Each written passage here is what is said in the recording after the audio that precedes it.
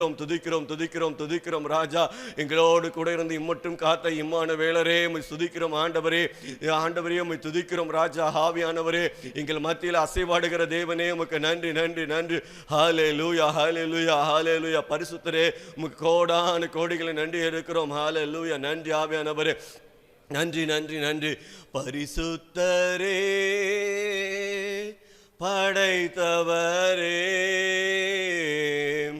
ஆராதனை ஆராதனை. பரிசுத்தரே படைத்தவரே ஆராதனை ஆராதனை. வல்லவரே நல்லவரே ஆராதனை ஆராதனை. இரட்சகரே இயேசுநாதா ஆராதனை ஆராதனை. உம்பள்ள செயல்கள் நினைத்து நினைத்து உள்ளமே பொங்குதையா.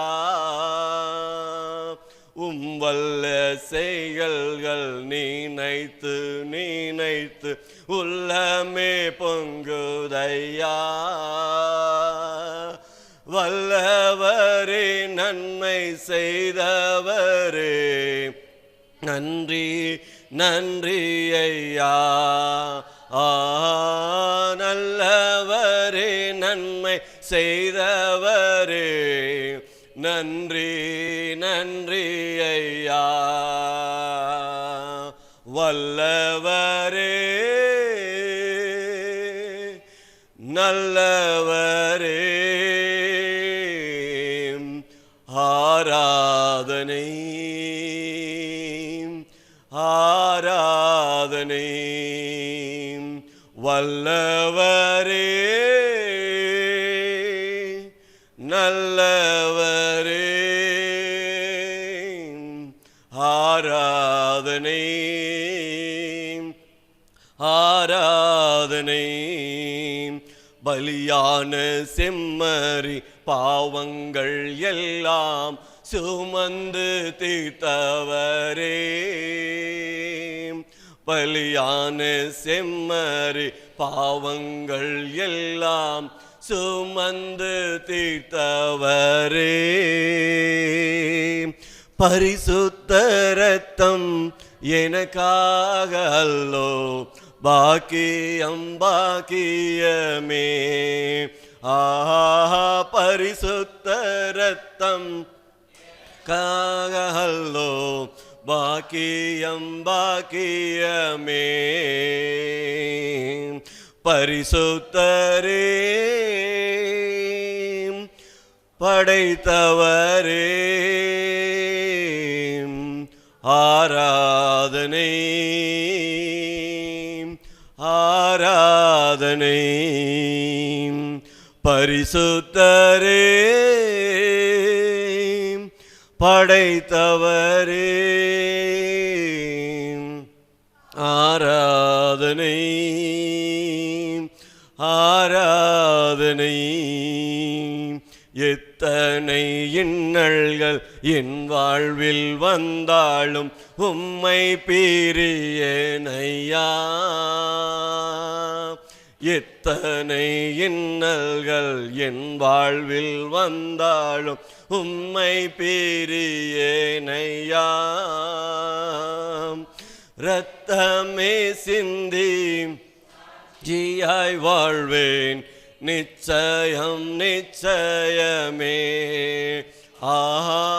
இரத்தமே சிந்தி சாட்சியாய் வாழ்வேன் நிச்சயம் நிச்சயமே. இரட்சகரே இயேசுநாதா ஆராதனை ஆராதனை இரட்சகரே இயேசுநாதா ஆராதனை ஆராதனை. ஹல்லேலூயா ஹல்லேலூயா. ஆராதனை நாயகனும் அவர், ஆராதனை வேந்தனும் அவர். நம்மை கண்மணியின் போல காத்து வழிநடத்தி வந்திருக்கிறார் அல்லவா. ஹல்லேலூயா. எத்தனை இன்னல்கள் வந்தாலும் அவரை நாம் மறக்கவே கூடாது. அவருக்காக சாட்சியம் நிற்க வேண்டும். ஏனென்றால் அவர் நல்லவர், அவர் சர்வ வல்லவராயிருக்கிறார். ஹல்லேலூயா. பரிசுத்தராயிருக்கிறார். ஹல்லேலூயா. ஆவியானவர் நம்மோடு கூட இருந்து வழிநடத்த வல்லவராயிருக்கிறார். ஆவியானவரே உம்மை நோக்கி கூப்பிடுகிறோம். ஆராதனை நாயகன் நீரே, ஆராதனை வேந்தனும் நீரே.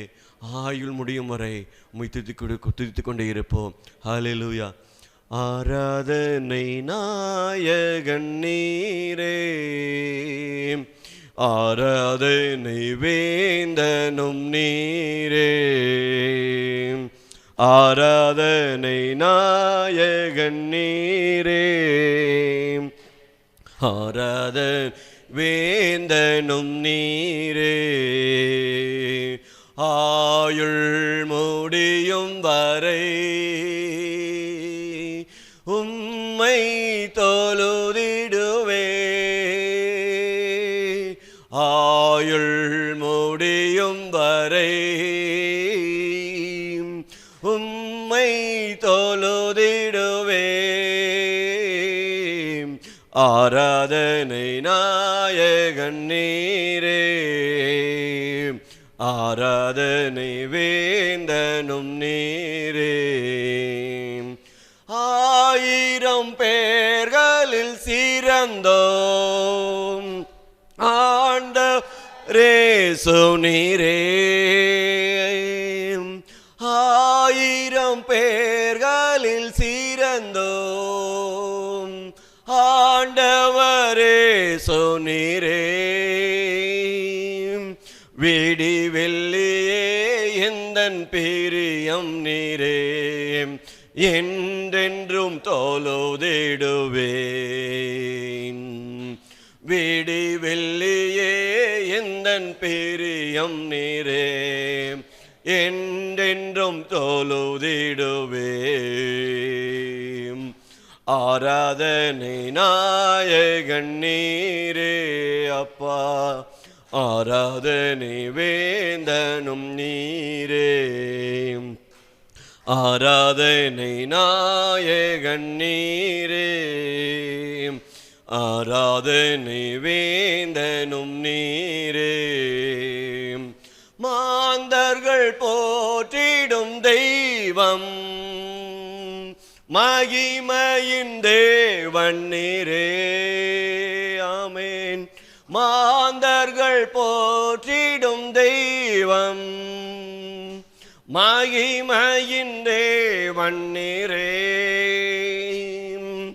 முழங்கால் யாவும் முடங்கிடவே மகிழ்வுடன் துதித்திடுவேன். முழங்கால் யாவும் முடங்கிடவே மகிழ்வுடன் துதித்திடுவேன். ஆராதனை நாயகன் நீர், ஆராதனை வேந்தனும் நீரே இயேசப்பா. ஆராதனை நாயகன் நீரே, ஆராதனை வேந்தனும் நீரே. முடிவில்லா ராஜ்யம் அருள திரும்பவும் வருவேன் என்றேன். முடிவில்லா ராஜ்யம் அருள திரும்பவும் வருவேன் என்றேன். ஆயத்தமாய் நான் சேர்ந்திடவே அனுதினம் வணங்கிடுவேன். ஆயத்தமாய் நான் சேர்ந்திடவே அனுதினம் வணங்கிடுவேன். ஆராதனை நாயகன் நீரே இயேசப்பா, ஆராதனை வேந்தனும் நீரே. ஆராதனை நாயகன் நீரே, அதனை வேந்தனும் நீரே. ஆயுள் முடியும் வரை உம்மை தொழுதிடுவேன். ஆயுள் முடியும் வரை உம்மை தொழுதிடுவேன். ஆராதனை நாயகன் நீரே, ஆராதனை வேந்தனும் நீரே. ஹல்லேலூயா. ஏசப்பா, உம்முடைய கரத்தின் கீழே ஒப்பு கொடுக்கிறோம்.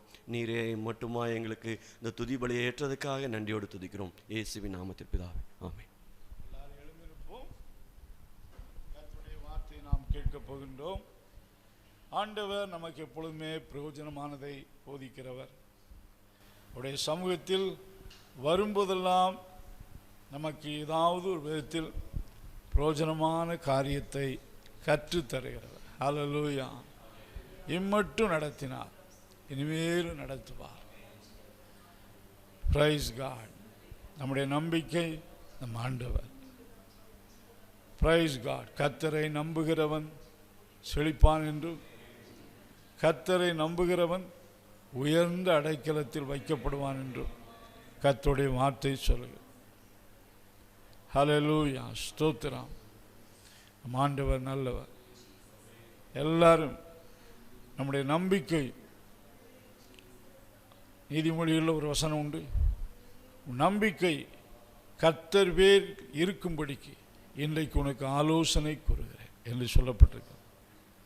ஹல்லேலூயா. காண்கிறவைகளில் அல்ல, காண்கிறவைகளை நம்புவது நம்பிக்கை அல்ல. ஸ்தோத்திரம். Praise God. உம்மை நம்புகிறோம் ஆண்டவரே. ஸ்தோத்திரம். ஜீசஸ் லார்ட், நீர் பெரியவர். அர்ப்பணிக்கின்றோம். எங்களை வழி நடத்தும். தேவைகளில் யாவற்றிலும் அற்புதம் செய்யும். எங்கள் தேவைகள் என்னதென்று அறிந்திருக்கிறேன். முதலாவது என்னுடைய ராஜ்யத்தையும் நீதியும் தேடுங்கள், எல்லாம் உங்களுக்கு கூட கொடுக்கப்படும். ஹல்லேலூயா. ஸ்தோத்திர ஆண்டவரே. இயேசு என்னும் நாமத்தில், இயேசு என்னும் நாமத்தில் ஹல்லேலூயா சுகம் உண்டு, பலன் உண்டு. ஹல்லேலூயா. ஸ்தோத்திர ஆண்டவரே. ஸ்தோத்திரம். தேவனே உமக்கு ஸ்தோத்திரம், ஸ்தோத்திரம், ஸ்தோத்திரம். Thank you Lord. ஸ்தோத்திரம். நன்றி ஆண்டவரே. ஸ்தோத்திரம். அதிசயமானவரே ஸ்தோத்திரம். உம்மை ஆராதிக்கிறோம், உம்மை போற்றுகிறோம், உம்மை புகழுகிறோம், உமக்கே துதிகளை ஏறெடுக்கிறோம். ஒருவரே ஆண்டவர், ஒருவரே ராஜாதி ராஜா, ஏக சக்கராதிபதி. உம்மால் எங்களை ஆதரித்து நடத்த, கடைசி வரைக்கும் நடத்தக்கூடும். ஹல்லேலூயா. ஓ உமக்கு ஸ்தோத்திரம், உமக்கு ஸ்தோத்திரம், உமக்கு ஸ்தோத்திரம். தூயாவியானவரே உம்மை துதிக்கிறோம், நல்லாவியானவரே உம்மை துதிக்கிறோம். ஹல்லேலூயா. ஸ்தோத்திரம், ஸ்தோத்திரம். வழி நடத்தும் ஆண்டவரே, அற்புதம் செய்யும் ஆண்டவரே. ஸ்தோத்திரம். ஒவ்வொருவரையும் தாங்கி நடத்தும் ஆண்டவரே. ஹல்லேலூயா. ஸ்தோத்திரம் ஆண்டவரே. ஸ்தோத்திரம், ஸ்தோத்திரம். சர்வ வல்லமுள்ளங்கள் அல்ல ஆண்டவரே, நீரே எங்கள் நம்பிக்கை, நீதான் எங்களை நடத்துகிறவர். ஆமென். ஸ்தோத்திரம். கர்த்தாவே, நீர் எங்கள் கொடுத்தவைகளில் அல்ல, எங்கள் நம்பிக்கை நீர். நீர் எங்களுக்கு கொடுத்த ஆசீர்வாதங்களில் அல்ல, ஐஸ்வர்யத்தின் மேல் நம்பிக்கை வையாமல் என்று வசனத்தில் வாசிக்கிறோம். ஆம் ஆண்டவரே, ஸ்தோத்திரம். நீரே எங்களுக்கு எல்லாம் கொடுக்கிறவர், இதுதான் எங்கள் நம்பிக்கை. அதுக்காக துதிக்கிறோம். ஆராதிக்க கிருபைதாரும். இன்னும் நாங்கள் உம்மில் பலப்பட உதவி செய்யும், எங்களை போதித்து நடத்தும். இந்த நாளிலும் எங்களுக்கு நல்ல வார்த்தைகளை தாரும். ஒவ்வொருவரோடு ஆண்டவர் பேசும். இயேசுவின் நாமத்தில் ஜெபங்கள் நல்ல பிதாவே. உட்காருவோம். இப்பொழுதும் நம் மத்தியிலே சகோதரர் தேவகுமார் அவர்கள் இந்த பைபிள் ஸ்டடி கர்த்தருடைய வார்த்தை கொடுக்க இருக்கிறார்கள். Praise God. அவர்கள் ஆயில் கார்ப்பரேஷன் அந்த இதில் ஒரு பெரிய ஆண்டவர்களை ஒரு கனத்துக்குரிய பாத்திரமாக வைத்திருக்கிறார். குடும்பமாக ஆண்டவர் சாட்சியாக இருக்கிறார்கள். Praise God. அவர்கள் வாலிபராக இருக்கும்போதே நாம் ஊழியம் ஆரம்பித்த நாட்களில் நம்முடைய ஊழியத்தில் வந்து நம்மோடு ஆராதித்தவர்கள். அந்த நாட்களில் பெரிய நாயக்கம்பாளையம் பிரிக்காலில் அவர்கள் பணி செய்து கொண்டிருந்தார்கள். பின்பு திருமணமானது வட இந்தியா பகுதிகளுக்கெல்லாம் சென்றார்கள். கர்த்தர் இப்பொழுது இந்த பகுதிக்கு மீண்டும் கொண்டு வந்திருக்கிறார். Praise God. ஆண்டவருடைய வார்த்தையை இன்றைக்கு பைபிள் ஸ்டடியில் நமக்கு கர்த்தருடைய வார்த்தையை கொடுப்பார்கள். நாம் அவர்களை கரங்களை தட்டி வரவேற்போம்.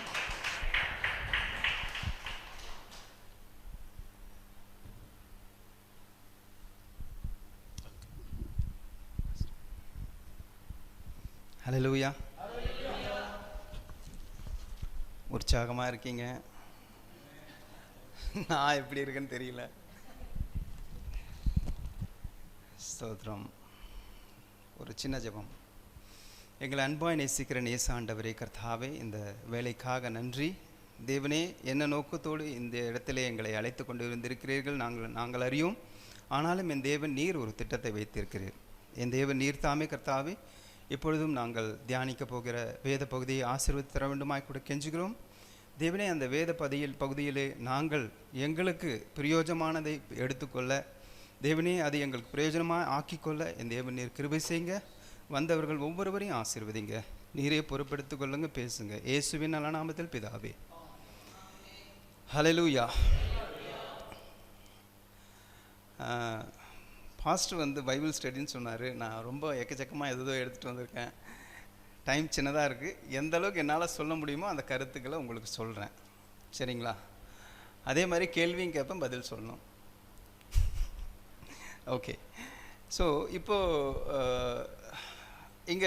நான் ஃபஸ்ட்டு ஒரு கேள்வி கேட்குறேன். உங்களுக்கு பிடிச்ச தீர்க்கதரிசி யாராவது சொல்ல முடியுமா? சொல்லுங்கள், யாராவது சொல்லுங்கள். சாமுவேல், எலியா, அவ்வளோதானா? இயேசு கிறிஸ்து. ஓகே, சரி. ஸோ எனக்கு பிடிச்ச ஒரு தீர்க்கதரிசி அவர் யாருன்னா, ஆச்சரியப்படுவீங்க சொன்னான், யோனா. ஓகே, கிட்டத்தட்ட அவர் மாதிரி தான் நானும் இருக்கேன்னு நினைக்கிறேன். ரொம்ப பேர் அது மாதிரி தான் இருக்கும்னு நினைக்கிறேன். ஒத்துக்கிறீங்களா? ஓகே. ஸோ ஃபாஸ்டர் சொன்ன மாதிரி இந்த பைபிள் ஸ்டடின்றதுனால சில டீட்டெயில்ஸ் எல்லாம் கொடுக்குறேன். அது உங்களுக்கு பிரயோஜனமாக இருக்குமான்னு தெரியல, கேட்டுக்கோங்க. பேசிக் ஃபேக்ட்ஸ் அபவுட் ஜோனா புக். ரொம்ப ரொம்ப ஒரு குட்டி புக் இல்லையா? 4 அதிகாரம் தான், கிட்டத்தட்ட 48 வசனங்கள், அவ்வளோதான். இது வந்து எபிரேய மூல பாஷையில் வந்து கிட்டத்தட்ட 688 வார்த்தைகள் இருக்குது. ஆனால் கிங் ஜேம்ஸ் வெர்ஷனில் வந்து 1321 1321 வார்த்தைகள் இருக்குது. இது வந்து ஒரு சின்ன புக்கு சொன்ன மாதிரி. அதே சமயத்தில் ஒரு சின்ன பிரசங்கம், ஒரே ஒரு சின்ன பிரசங்கம் தான் இந்த புக்லேயே இருக்குது இல்லையா? இதை படித்தவங்க எல்லாருக்கும் தெரியும். ஒரே ஒரு 5 வார்த்தையில், தமிழில் சொன்னால் 6 வார்த்தையில் ஒரு பிரசங்கம் பண்ணார் இல்லையா? ஜோனா பிரசங்கம் பண்ணார்.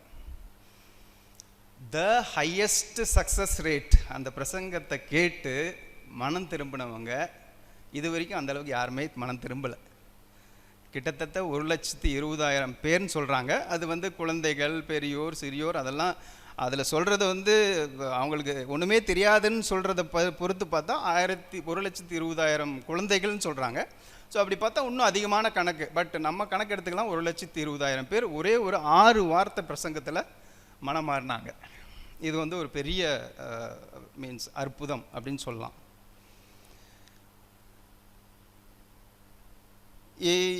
இந்த 6 வார்த்தையில் பண்ணி அவர் வந்து அந்த அளவுக்கு பிரசங்கம் பண்ணி மக்களை வந்து மனம் திரும்ப வச்சார்.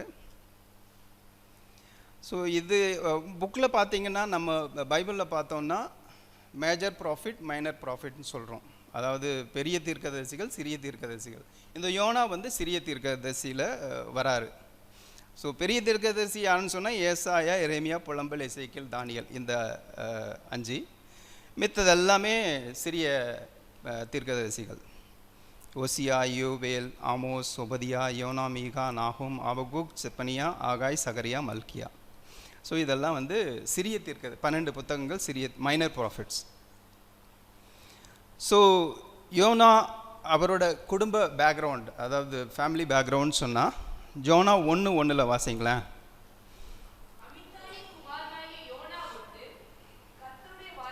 உண்டாகி. ஸோ அவர் வந்து யாரோட பையன்? அமித்தாயின் பையன்.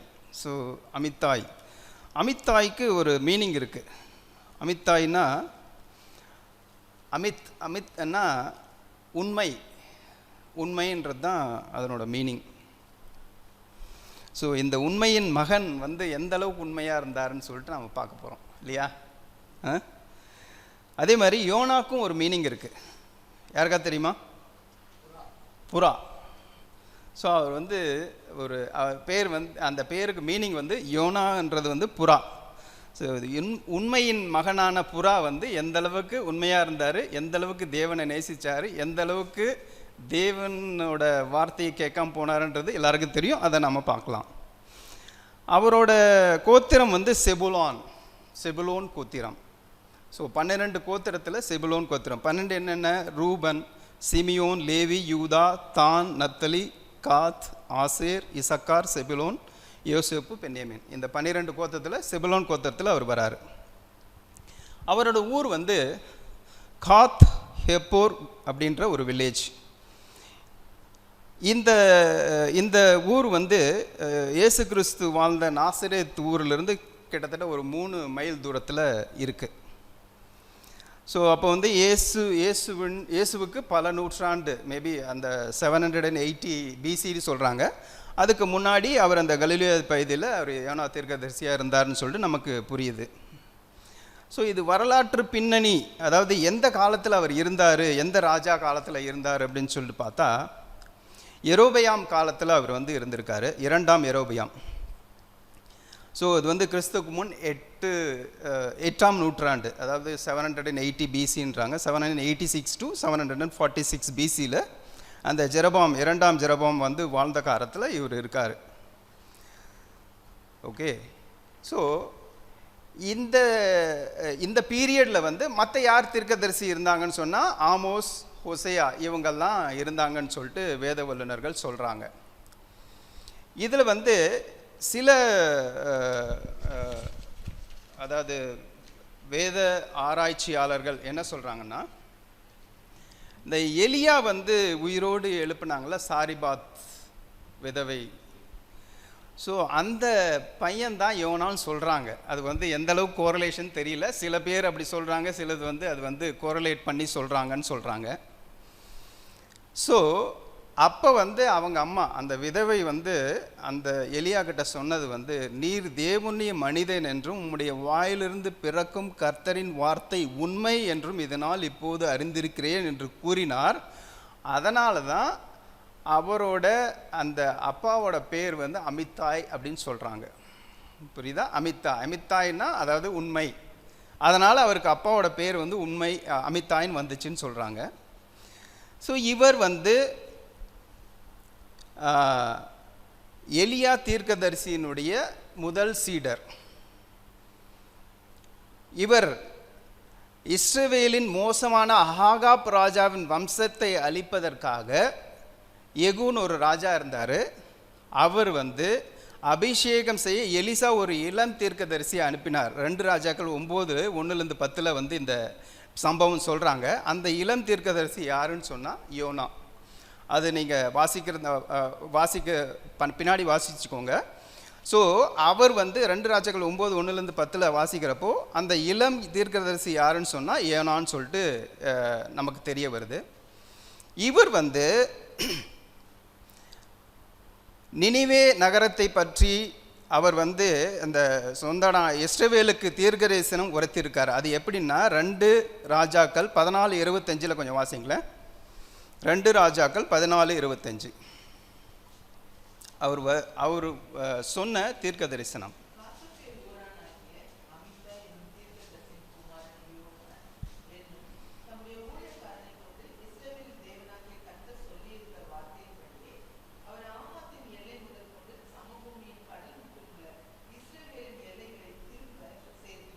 ஆமாம், இந்த தீர்க்கதரிசி இந்த வார்த்தையை சொல்லி அதுக்கப்புறம் வந்து அந்த தீர்க்க தரிசனம் வந்து நிறைவேறிடுச்சு. அது நிறைவேறி தீர்க்கம் என்னன்னா, யோனா சொன்னபடியே 2ஆம் யெரொபெயாம் மன்னன் போரிட்டு இஸ்ரவேலில் இருந்த அனைத்து பகுதிகளையும் மீட்டெடுத்தான். இதனால் இஸ்ரவேல் நாடு பொருளாதார ரீதியாகவும் இராணுவ ரீதியாகவும் வளர்ச்சி பெற்றதுன்னு சொல்லிட்டு நமக்கு இதுலேருந்து தெரிய வருது. இந்த யோனா இந்த ஸ்டோரி வந்து சில பேர் என்ன சொல்கிறாங்கன்னா ஃபிக்ஷனல் ஸ்டோரின்னு சொல்கிறாங்க. சில பேர் வந்து அலகோரி ஸ்டோரி. அதாவது ஃபிக்ஷனல்னால் என்னென்னா லைக் அதாவது இந்த கதைங்களெல்லாம் இருக்கு இல்லையா, சூப்பர்மேன், ஸ்பைடர்மேன், இவங்கெல்லாம் அந்த கதையில் என்ன நல்லவங்க இருப்பாங்க, கெட்டவங்க இருப்பாங்க, அவங்கள அழிக்கிறது, அந்த மாதிரி ஊமை கதை மாதிரி. அலகோரிக் அப்படின்னு சொன்னால் அதுக்கு ஒரு எக்ஸாம்பிள் என்னன்னு சொன்னால், இந்த ஜான் பனியன் தி பில்கிரமிங்ஸ் ப்ரோக்ராம்னு சொல்லிட்டு ஒரு புக் இருக்கு இல்லையா, இதில் வந்து கிறிஸ்டியன் என்ற மனிதன் வந்து பரலோக நகரத்துக்கு பயணம் செய்வான். அதனோட உள்ளர்த்தம் என்ன, நம் வாழ்க்கையில் வரும் சோதனைகளை கடந்து பரலோகத்தை அடையும் ஆன்மீக பயணத்தை குறிக்கிறது. ஸோ இது வந்து ஃபிக்ஷனல், அலகோரி ரெண்டுத்துக்கும் டிஃபரன்ஸ் வந்து இது. ஸோ இப்போ வந்து இந்த பர்டிகுலர் ஸ்டோரி, யோனாவோட ஸ்டோரி வந்து இந்த பகுத்தறிவாளர்கள் அவங்கெல்லாம் என்ன சொல்கிறாங்கன்னா, சில பேர் ஃபிக்ஷனலாக இருக்கும், நம்பாதவங்க ஃபிக்ஷனல், சில பேர் அலகோரி அதாவது ஊமை கதையாக சொல்லியிருப்பாங்கன்னு சொல்கிறாங்க. இதுக்கு ஒரு சம்பவம் வந்து ஒரு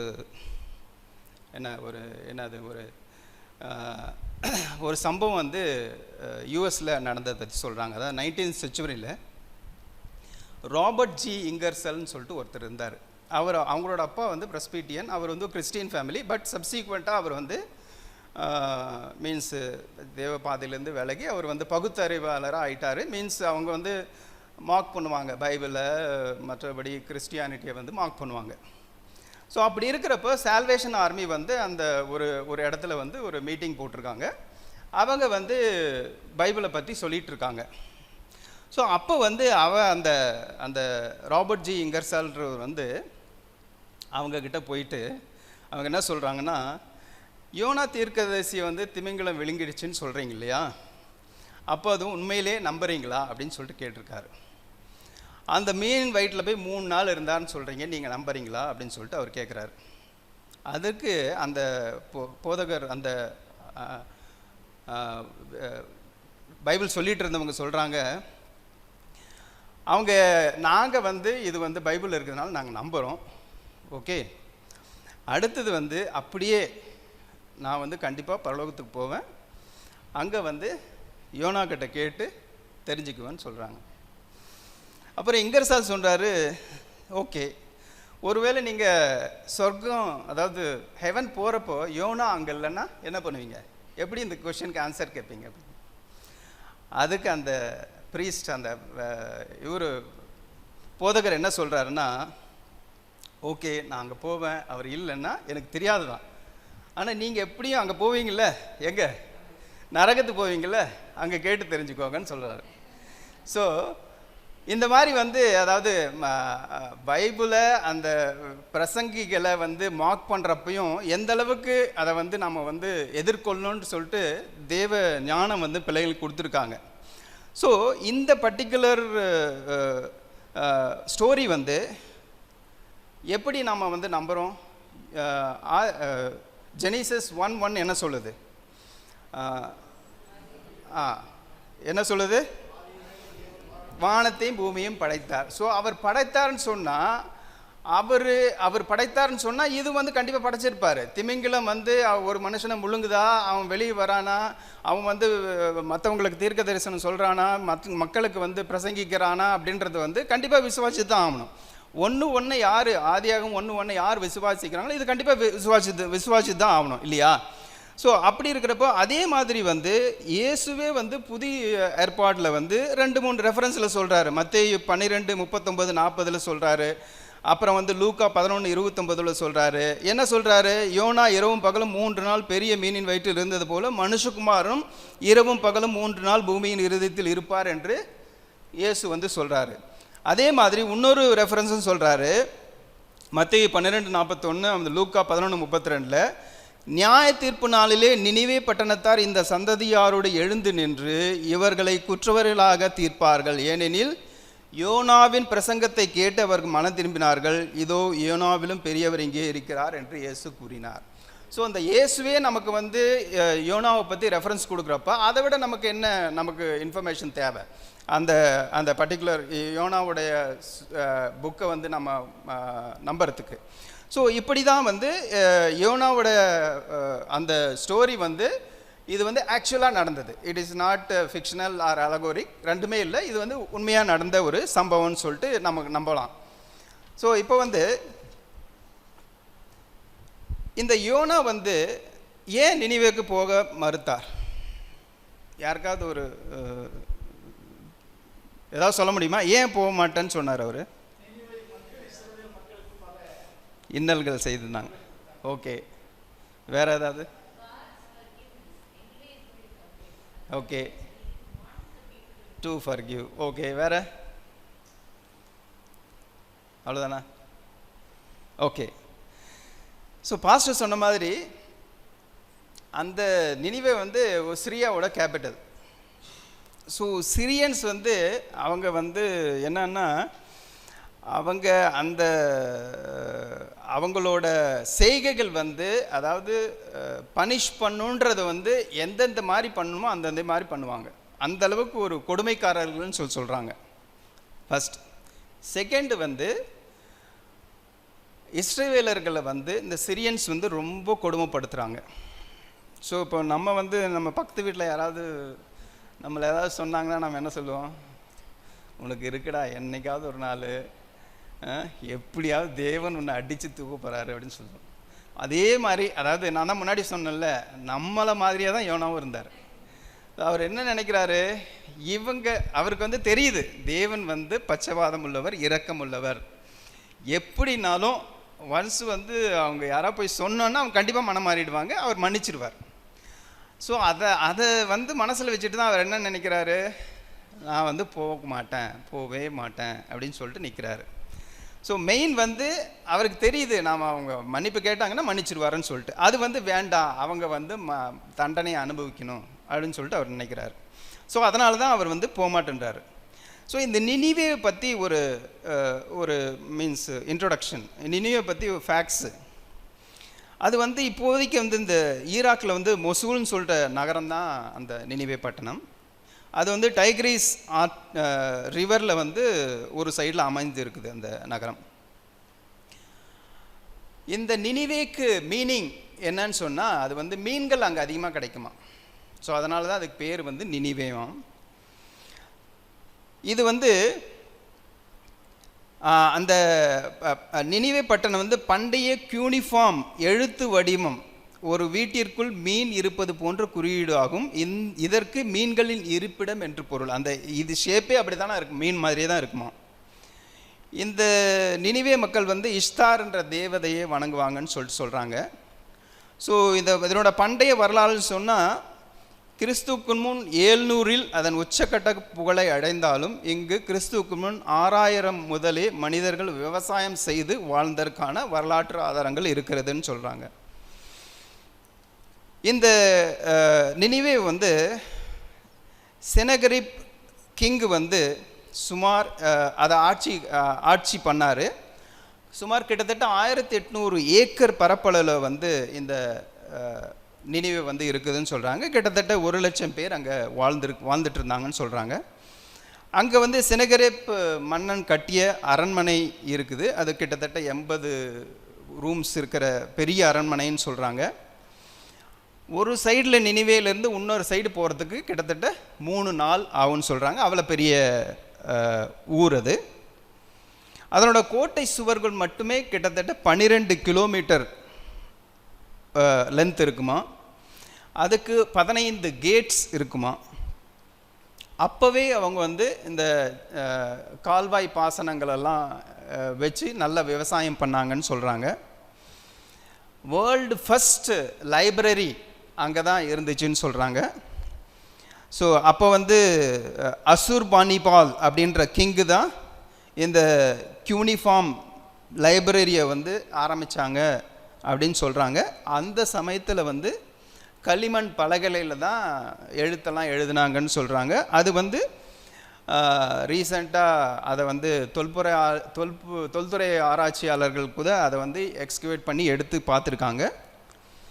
இந்த இடத்துல தான் கில்காமேஷ் காப்பியம், எபிக் ஆஃப் கில்காமேஷ் அப்படின்ற ஒரு எப்பிக்கை வந்து இந்த லைப்ரரியிலேருந்து தான் எடுத்திருக்காங்க. அதனோட வீழ்ச்சி அப்படின்னு சொல்லி பார்த்தீங்கன்னா ஒன்லி ஒரு 90 இயர்ஸ் தான் வந்து அது வந்து ரொம்ப செழிப்பாக இருந்திருக்கு. அதுக்கப்புறம் வந்து சில பல இயற்கை சீற்றங்கள்னால அது வந்து அழிஞ்சிருக்கு. ஃப்ளட்டு அந்த மாதிரி மற்ற மன்னர்கள் வந்து படையெடுத்ததுனால அந்த நகரம் வந்து அழிஞ்சிருக்கு. ஸோ முன்னாடி நான் சொன்ன மாதிரி அவங்களோட method of punishing the people எப்படி என்னன்னு சொன்னால், அதாவது மற்ற நாட்டில் இருக்கிறவங்கள வந்து போர் செய்து அவங்கள கூட்டு வந்து அவங்கள கொல்றது, அவங்களோட தோலை உரிக்கிறது, அதுக்கப்புறம் அந்த மீனோட கொக்கி இருக்குல்ல அதை வந்து மூக்குலையோ வாயிலையோ மாட்டி இழுக்கிறது, அந்த மாதிரி ரொம்ப கொடூரமான செயல்கள் செய்ததுனால தான் இந்த யோனா வந்து அந்த இடத்துல போவே முடியாதுன்னு சொல்லிட்டு அவர் வந்து சொல்கிறார். இந்த பர்டிகுலர் யோனா நினிவே பற்றி த சிட்டி ஆஃப் பிளட்னு சொல்லிட்டு நாகும் 3:1 சொல்லியிருக்கு ஒரு ரெஃபரன்ஸ். அதை வாசிங்களேன். நாகும் 3:1.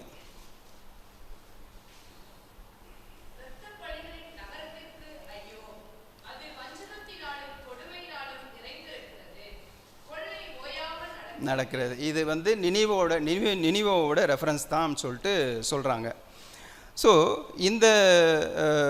இந்த யோனா வந்து தேவன் வந்து சொன்ன உடனே அவர் வந்து என்ன சொல்கிறாரு, நீ போயிட்டு நினிவேக்கு போன்னு சொல்கிறாரு.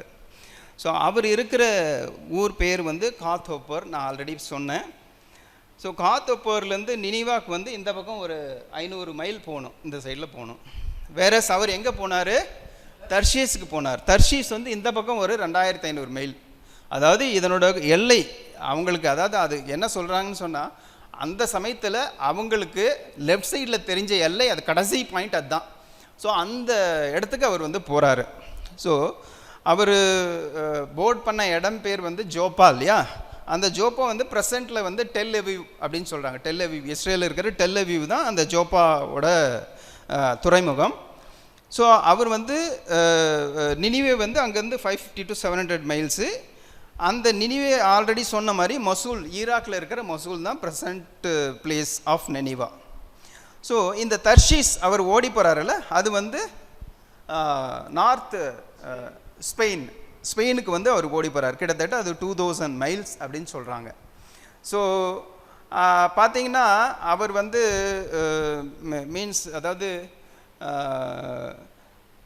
அவர் வந்து அந்த போட்டில் இருக்கிறப்போ அவர் சொல்லுவார், நான் மகாதேவனுக்கு பயப்படுகிறவன் சொல்கிறாரு. ஸோ பயப்பட்டு எப்படி அவரோட ப்ரெசன்ஸ்லேயே இல்லாமல் எங்கேயோ ஓடி போகிறாருன்னு தெரியல. ஸோ அந்தளவுக்கு பயந்துருக்காரா நினிவே வச்சு என்னன்னு தெரியல.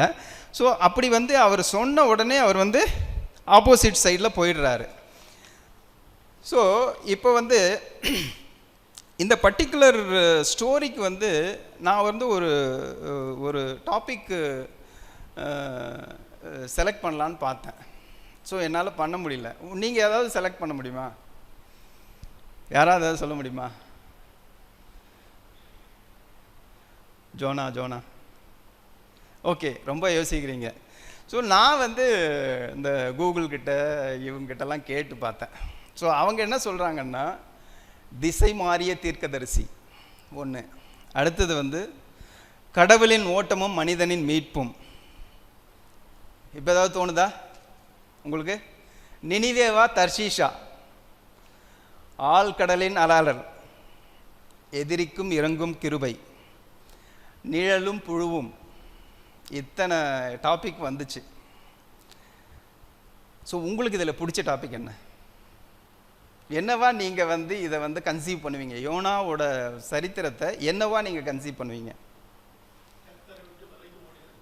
விலகி பாஸ்டர் சொல்லிட்டார், away from God, running away from God. சொல்லுங்க, ஏதாவது சொல்கிறீங்களா? ஓகே, எனக்கு வந்து இந்த புக்கை பார்த்ததுமே எனக்கு அதாவது எனக்கு வந்த டாபிக் என்னன்னா, தேவனுடைய இரக்கத்தை தவிர வேறு எதுவுமே கிடையாது. எத்தனை முறை அவர் என்ன சாகடிச்சிருங்க, நான் வந்து செத்தாலே மேலுன்றாரு.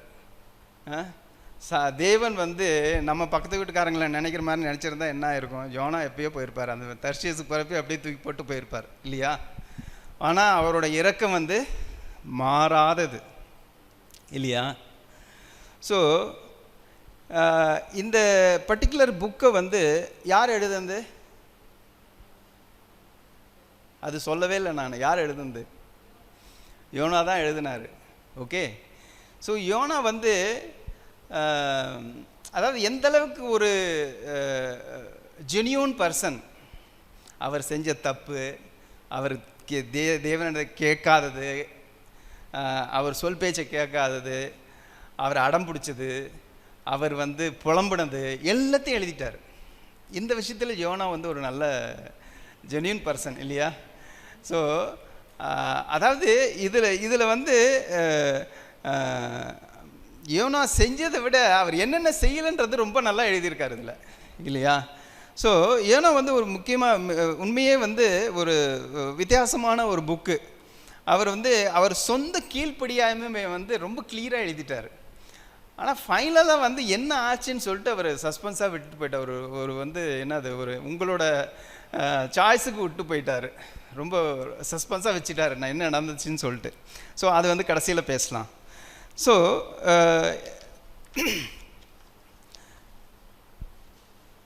ஸோ நம்ம இப்போதைக்கு நம்ம வந்து தேவனுடைய இரக்கத்தை பற்றி நம்ம பேசலாம். ஒரு 4 பாயிண்ட்டு நான் பேசலான்னு நினைக்கிறேன். பர்சீவிங் மெர்சி, துரத்தி வரும் இரக்கம் ஒன்று. அடுத்தது வந்து ப்ரிசர்விங் மெர்சி, பாதுகாக்கும் இரக்கம். அடுத்தது வந்து பார்ட்னரிங் மெர்சி, இணைந்து கொள்ளும் இரக்கம். அடுத்தது வந்து ப்ரூவோக்கிங் மெர்சி, சவால் விடும் இரக்கம். இந்த 4 பாயிண்ட்டை தான் நம்ம தியானிக்கலான்னு சொல்லிட்டு நான் தெரிஞ்சிட்ருக்கேன். சங்கீதம் 145:8 கொஞ்சம் வாசிங்களேன்.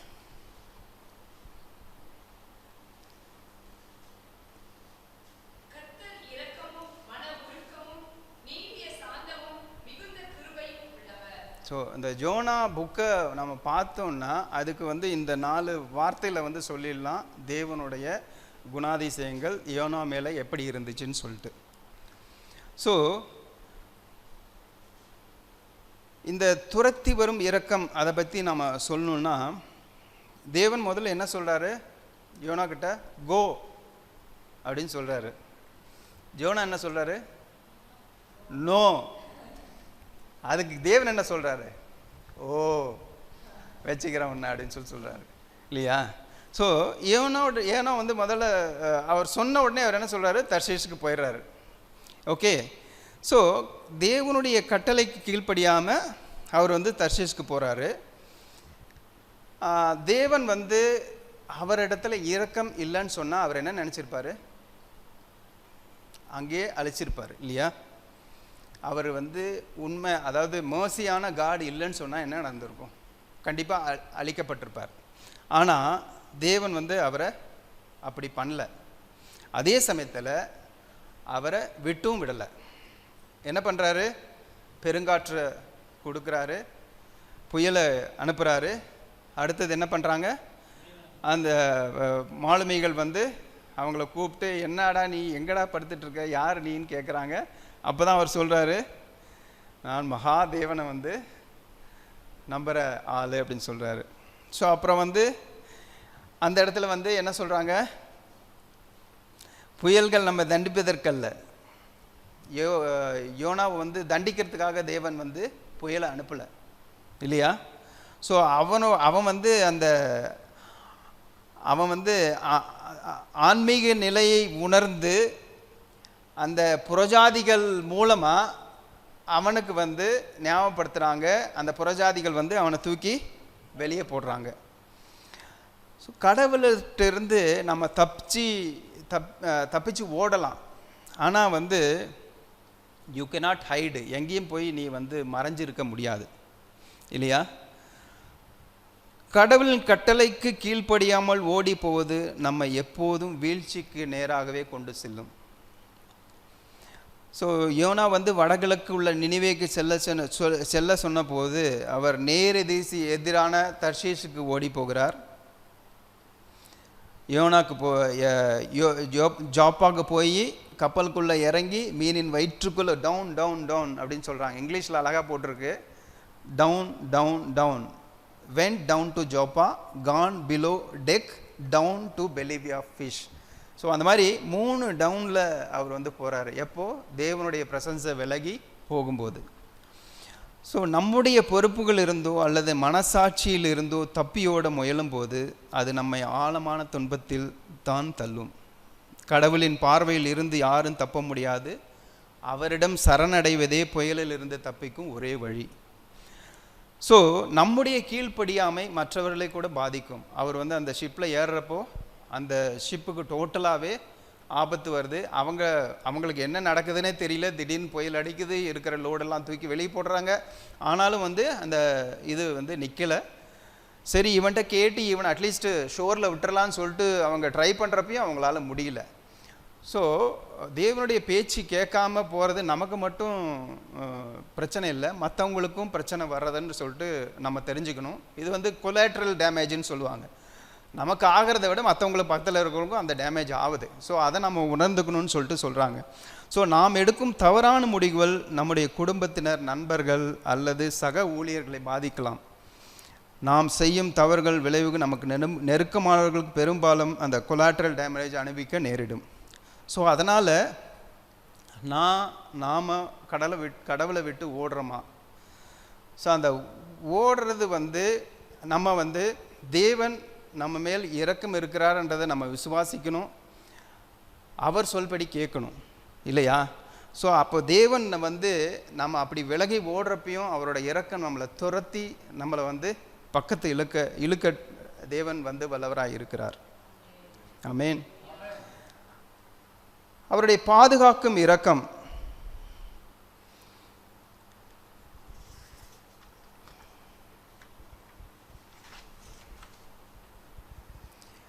அவர் வந்து சீட்டு போட்டு பார்க்குறாங்க.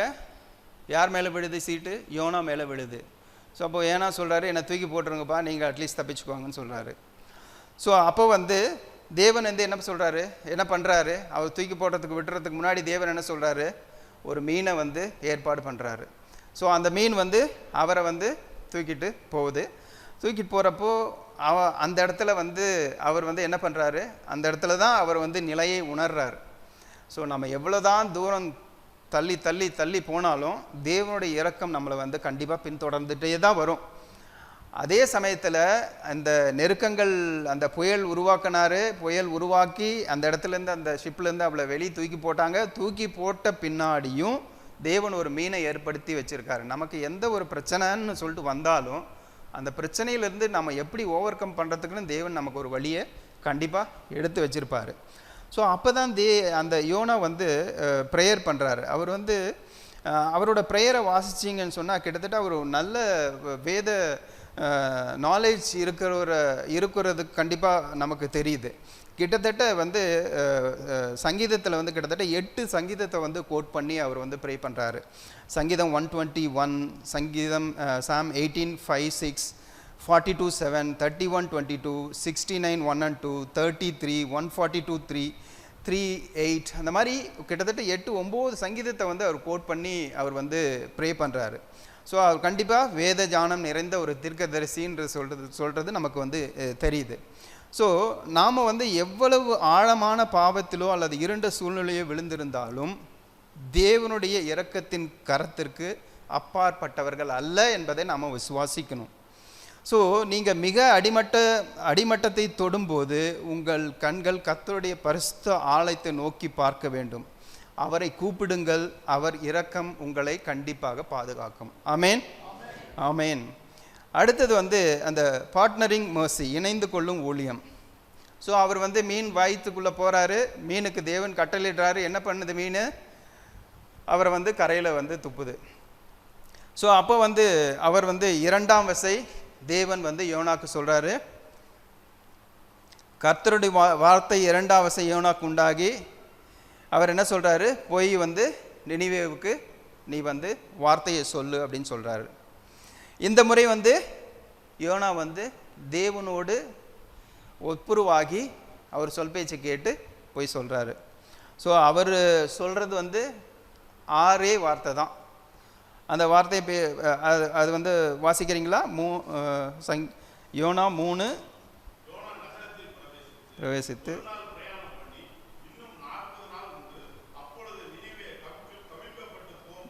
என்று கூறினான். அவ்வளோதான். அவருக்கு அப்பையும் அந்த கோபம் நினிவே மக்கள் மேலே ஒன்றும் போகலை. எதுவும் மேடை போட்டு வசனங்களை சொல்லி எதுவுமே சொல்லலை. தேவன் சொன்னார்ப்பா, சொல்லிவிட்டு அவ்வளோதான், 40 நாள் அவ்வளோதான் முடிஞ்சிடும், அவ்வளோதான் சொல்லிட்டு போயிட்டார். அவ்வளோதான். அவர் ஃபுல்லாக 3 days போனாரா இல்லையா அதை பற்றியெல்லாம் எதுவுமே சொல்லலை. ஸோ அந்த பிரசங்கம் அந்த தேவனுடைய வார்த்தை எந்த அளவுக்கு வல்லமையாக இருந்துச்சுன்னா, மேபி அவர் என்டர் பண்ணியிருக்கலாம், ஒரு நாள் வாக் பண்ணியிருக்கலாம். ஸோ அந்த ஒரு நாள் வாக்கில் அவர் சொன்ன அந்த 6 வார்த்தைகள் இமீடியட்டாக அந்த நினிவே பட்டணம் ஃபுல்லாக பரவியிருக்கு. ஸோ அந்தளவுக்கு தேவனுடைய வார்த்தை அந்த மகிமையாக அந்த இடத்துல பரவனதுனால என்னாச்சு, ராஜா முதற்கொண்டு மிருக கூட்டம் வரைக்கும் எல்லாரும் மனம் திரும்பினாங்க. ரட்டுடுத்தி கொண்டு அவங்க தேவனுடைய கிருபை நமக்கு கிடைக்கலாம் அப்படின்னு சொல்லிட்டு அவங்க உபவாசிக்க ஆரம்பித்தாங்க. ஸோ இதில் நமக்கு என்ன தெரிய வருது, தேவனுடைய கிருபை it is common for all, எல்லாருக்கும் பொதுவானது. இன்னொன்றும் வேத ஆராய்ச்சியாளர்கள் என்ன சொல்கிறாங்கன்னா, யோனா அப்போ அந்த காலகட்டத்தில் யாவே, அதாவது தேவன் ஒன்லி ஃபார் இஸ்ரேல் பீப்புள்னு சொல்லிட்டு அவங்க ஒரு இதில் தான் இருந்திருக்காங்க, அந்த மைண்ட் செட்டில் தான் இருந்திருக்காங்க. ஸோ அதனாலேயும் அவர் எதுக்கு நமக்கு கிடைச்ச ஆசீர்வாதம் அவங்களுக்கு எதுக்கு கிடைக்கணுன்ற ஒரு மன நிலையிலும் அவர் இருந்திருக்கலாம் அப்படின்னு சொல்கிறாங்க. ஸோ அவர் இன்னொன்று அந்த மீன் ஷிப்லேருந்து அவரை தூக்கி போட்டு அவரை பாதுகாத்தார் தேவன். ஸோ அவர் செஞ்ச தப்புக்கு தண்டனை கிடைக்காம மன்னிப்பு கிடைச்சி தேவன் அவரை ஒரு மீன் வச்சு கொண்டு அந்த ஷோரில் விட்டார். ஸோ அவருக்கு அப்போ அவருக்கு காப்பாற்றிட்டாருன்னு சொல்லிட்டு சந்தோஷப்படுறாரு. ஏன்னா ஆனால் நினிவே மக்கள் தப்பு செஞ்சுட்டு அவங்களுக்கு எதுக்கு மன்னிப்பு கிடைக்கணும்னு சொல்லிட்டு அவர் நினச்சிருப்பாரோன்னு சொல்லிட்டு தோண வருது. ஸோ நம்மளும் காலையில் நான் சொன்ன மாதிரி சில பேரை நாம் வெறுக்கலாம், அது சூழ்நிலை. ஏன்னா வி ஆர் ஆல்சோ ஃப்ளஷ், நம்ம ஃப்ளஷில் இருக்கோம். அதனால் நமக்கு சில நேரங்களில் சில பேர் மேலே கோபம் வரலாம், அவங்கள தண்டிக்கணும், தேவன் தண்டிக்கணும்னு நினைக்கலாம். ஆனால் யோனாவின் கதை, அதாவது கடவுள் நாம் வெறுக்கும் மனிதர்களை நேசிக்கிறார் இல்லையா, அவங்களுக்கும் அந்த சால்வேஷன், ரட்சிப்பு, மன்னிப்பு கிடைக்கணும்னு சொல்லிட்டு தேவன் நினைக்கிறார். அதாவது அவங்கள டெஸ்ட்ராய் பண்ணுறதுக்கு பதிலாக அவங்க மனம் திரும்பி தேவனை ஏற்றுக்கொள்ளணுன்னு தான் அவர் தேவன் பிரியப்படுறாரு. அதுதான் அவரோட இரக்கம் இல்லையா. அதே மாதிரி நம்ம நினைக்கலாம், நான் எனக்கு ஒன்றும் தெரியாது, நான் வெரி எனக்கு பேச தெரியாது, லாங்குவேஜ் கிடையாது, வேத ஞானம் கிடையாதுன்னு சொல்லிட்டு நம்ம நினைக்கலாம். ஆனால் பலவீனர்களில் மனிதர்களை தேவன் பயன்படுத்த வல்லவராக இருக்கிறார் இல்லையா. யோனா முடியவே முடியாதுன்னு சொல்லிட்டு இந்த பக்கம் போனார் 2000 கிலோமீட்டரு. ஆனாலும் அவரை இந்த பக்கம் திருப்பி 2500 கிலோமீட்டர் கொண்டு விட்டார். போனப்போ ஷிப்பில் போனார், வரப்போ இதில் வந்தார், மீனில் வந்துட்டார். அவர் பயங்கர ஜேர்னி இல்லையா. ஸோ போகிறப்ப ஷிப்பு, வரப்போ ஃபிஷ்ஷு. ஸோ அந்த மாதிரி தேவன் எதை வேணாலும் பயன்படுத்துவார். அதான் நான் முன்னாடி சொன்ன மாதிரி ஃபிக்ஷனலாக அலகோரிக்கான்னு சொல்கிறோம் இல்லையா. ஸோ தேவன் வானத்தையும் பூமியும் படைத்தார்னு சொல்லிட்டு அது சொல்கிறத நம்மனாவே இதெல்லாம் நம்பி தான் ஆகணும். அந்த ஒரு டைம் அந்த ஃபிஷ்ஷை ஏற்படுத்தியிருக்கலாம், அது ஒன்லி ஒன் டைம் தான் இருக்கலாம். இல்லையா? ஸோ தேவன் வந்து என்னென்ன காரியத்துக்கு என்னென்ன தேவைன்றது வந்து கண்டிப்பாக வந்து அவர் வந்து பிளான் பண்ணி வச்சுருப்பார், அவர் பண்ணுவார் இல்லையா? சில டைம் சொல்லவே தேவையில்லை, சொல்லாமையே வந்து அந்த மிருகங்களோ அந்த ஃபிஷ்ஷோ எல்லாம் கேட்குது. நம்ம வந்து சொல்லியும் கேட்க மாட்டேன்றோம், எடுத்து சொல்லியும் கேட்க மாட்டேன்றோம், பைபிள் வந்துருச்சு அதையும் கேட்க மாட்டேன்றோம், எது சொன்னாலும் கேட்க மாட்டேன்றோம்.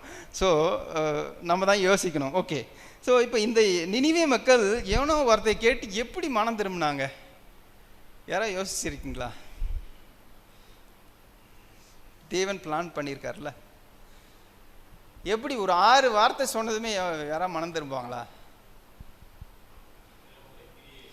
கிரியை 1, ஓகே குட். வேற இவ்வளோ பிளான் பண்ணியிருக்காரு, அதை பிளான் பண்ண மாட்டாரா இல்லையா? அங்கேருந்து ஃபிஷ்ஷு தூக்கி போட்டாங்க, ஃபிஷ் வந்து பிடிச்சி தூக்கி இந்த பக்கம் தட்டுச்சுல. ஸோ அது மாதிரி வந்து தேவன் வந்து அதுக்கு முன்னாடியே வந்து அவர் நினைவுகள் வந்து நம்மளால் யாராலையும் ஜஸ்ட் ஈவன் கற்பனை பண்ணி கூட பார்க்க முடியாது. ஸோ அவங்க வந்து இந்த வரலாற்று பின்னணியில் வந்து என்ன சொல்கிறாங்கன்னு சொன்னால், அந்த நினிவே பட்டணத்தில் வந்து ஒரு பெரிய பஞ்சம் வந்துச்சுன்னு சொல்கிறாங்க. 765 BCயில் வந்து பெரிய பஞ்சம் வந்துச்சுன்னு சொல்கிறாங்க. ஸோ அதில் வந்து பல மக்கள் வந்து மடிஞ்சிட்டாங்க, அவங்களோட எக்கனாமி வந்து டவுன் ஆகிடுச்சின்னு சொல்கிறாங்க. அதுக்கப்புறம் வந்து உள்நாட்டில் இந்த பஞ்சம்லாம் வந்ததுனால உள்நாட்டிலேயே புரட்சி அதிகமாக வந்துச்சுன்னு சொல்கிறாங்க.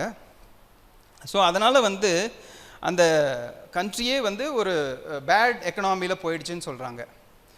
ஸோ அந்த சமயத்தில் தான் வந்து இந்த யோனா என்ட்ரி கொடுக்குறாரு. ஓகே, ஸோ இதுக்கு முன்னாடி ப்ரிப்ரேஷன் தேவன் வந்து அந்த நினிவே மக்களை ப்ரிப்ரேஷன் பண்ணிட்டார். ஸோ அந்த சமயத்தில் என்ட்ரி கொடுத்து தான் வந்து அவர் சொல்கிறாரு, இன்னும் 40 நாளில் இந்த நகரம் அழிஞ்சிருன்னு சொல்கிறாரு. ஸோ அப்போ வந்து அந்த ராஜா, அவர் பேர் வந்து அசூர்தான் 3, 3ஆம் அசூர்தான், அவருக்கு ஒரு ஞானம் வருது. அதாவது பஞ்சம், உள்நாட்டு போர் இதெல்லாம் இருக்கிற பட்சத்தில் வந்து அவர் வந்து இப்போது இந்த உண்மையான தேவன் வந்து கொடுத்த எச்சரிக்கை வந்து ஒருவேளை நம்மளோட பாவங்களெல்லாம் மன்னிக்கப்பட்டு நம்ம வந்து ரட்சிப்பு அடைய வழி வகுக்கும்னு சொல்லிட்டு அவங்க வந்து உணர்ந்திருக்கிறாங்க அந்த ராஜா. ஸோ அதனால தான் வந்து அவங்க வந்து இமீடியட்டாக அந்த யோனாவோட பிரசங்கத்தை கேட்டு மனம் மாறினாங்கன்னு ஒரு கூற்று சொல்லுது. அடுத்தது வந்து இந்த ப்ரிப்ரேஷனில் வந்து இன்னும் சில பைபிள் ரெஃபரன்ஸ் கூட இருக்குது. அதாவது BC 612 வந்து பாபிலோனியன், மேதியர்கள், சித்தியர்கள் இவங்கெல்லாம் வந்து நினிவே வந்து முற்றுகையிட்டு அந்த அவங்களோட ஃபோர்ட், அதாவது பேர் என்ன, காம்பவுண்ட் இருக்கு இல்லையா, அதை வந்து அழிச்சாங்கன்னு சொல்கிறாங்க. அதே மாதிரி ஒரு பெரிய ஃப்ளட்டு வந்துச்சுன்னு சொல்கிறாங்க. அந்த டைக்ரிஸ் ரிவர் பக்கத்தில் இதில் தான் இருக்குதுன்னு சொல்கிறாங்க. ஸோ அது பெரிய ஃப்ளட்டு வந்து அந்த கோட்டை சுவரெல்லாம் இடிச்சிச்சுன்னு சொல்கிறாங்க. நாகூம் 2:6 இதை பற்றி சொல்லியிருக்கு. அதை வாசிக்கிறதா வாசிங்களேன். நாகூம் 2:6.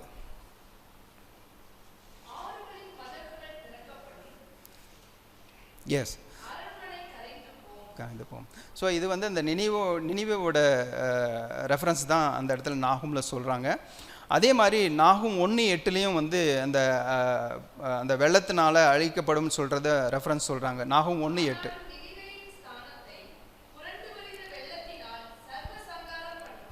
S, correct. ஸோ அது நினிவேவோட ரெஃபரன்ஸ் தான். அதுக்கப்புறம் வந்து செப்பனியா 2:13-15 வந்து அந்த அசீரியா தேசத்து கடவுளை அழித்து நினிவே பாலும் வனாந்திரமாக்குவார்ன்னு சொல்கிற ஒரு ரெஃபரன்ஸும் இருக்குது.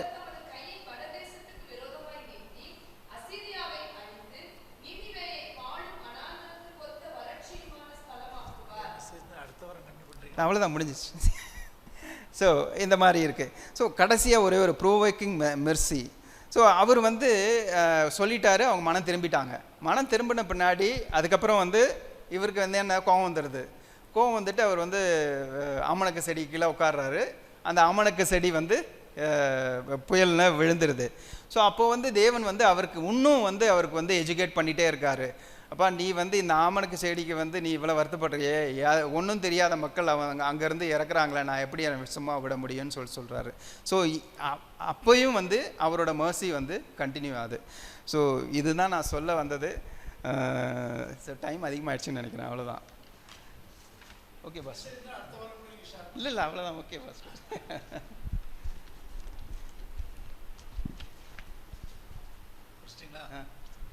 நான் என்ன சொல்ல வந்தேன்னா, இதனுடைய கண்டினியூஷன் வந்து நெக்ஸ்ட் சரிங்க சரிங்க பாஸ். எழுப்பியிருப்போம். பிரைஸ். எல்லாரும் கரங்களை தட்டி ஆண்டவர் துதிப்போம். ஆண்டவர் பிரயோஜனமான நல்ல கருத்துக்களை தெரிந்து கொள்ள கர்த்தர் உதவி செய்தார். ஸ்தோத்திரம்.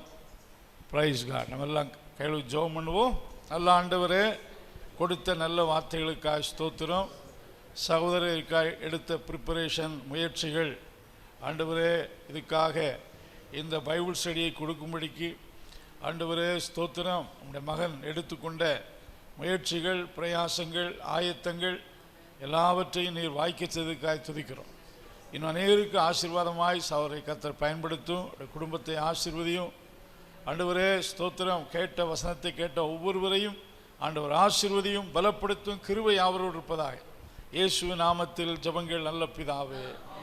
என் ஆத்துமாவே கர்த்தரை ஸ்தோத்திரி. என் ஆத்துமாவே கர்த்தரை ஸ்தோத்திரி. அவர் செய்த சகல உபகாரங்களும்.